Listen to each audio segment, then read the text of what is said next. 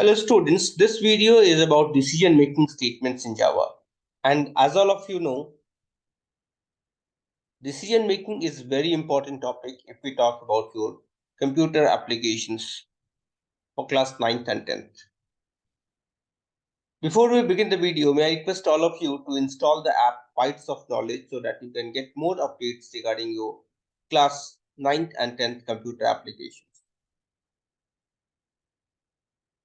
Decision-making statements are used to take decisions and perform the required instructions depending upon the conditions. In Java, basically we use the statements if else, if else, switch case, and ternary operators to take the decision-making statements. The if statement has a condition with it, and if the condition is true, then the statement followed with it, they are executed. Like if you can see in this example, we have taken a variable m. If m is less than 40, then it will print the statement fail. And if m is greater than 40 or equal to 40, then there will be no output. The next is if else. If else is a two-way decision making statement. There is a if condition. If the condition is true, then the statement 1 will be executed. Otherwise, statement 2 will be executed. Then we have multiple if statements.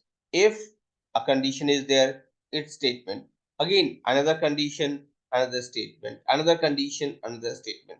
So we can have multiple testings. Next is if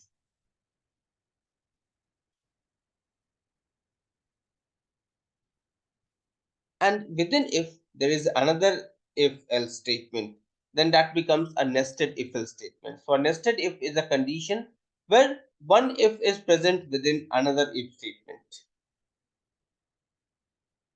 Then we have the switch case statement. A switch case statement checks for the condition. If the condition matches, the statement followed with those cases are executed. Every case has a break statement. The purpose of the break statement is to take the program out of the switch block. And then there is a default statement. The default statement will be executed if none of the cases match with the given case, then the default case is executed.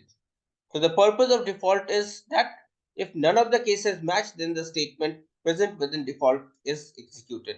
And the default case is an optional statement. Break, as I told you, the break statement takes the program out of the switch block once the specified case is executed. And there can be a fall through situation. Fall through refers to a situation where there is a missing break statement after the execution of a case. If it does not match, then the next case will be executed whenever there is the statement. Like if in this example, after case 1 there is no break, after case 2 no break, after case 3 no break, and then the default. So if the condition is 1, it will be 1, 2, 3 and then invalid. If the case value was 2, it will print 2, 3 and invalid. So the fall through situation makes the program within the switch block execute till it gets the break statement. So I hope decision making is clear to all of you.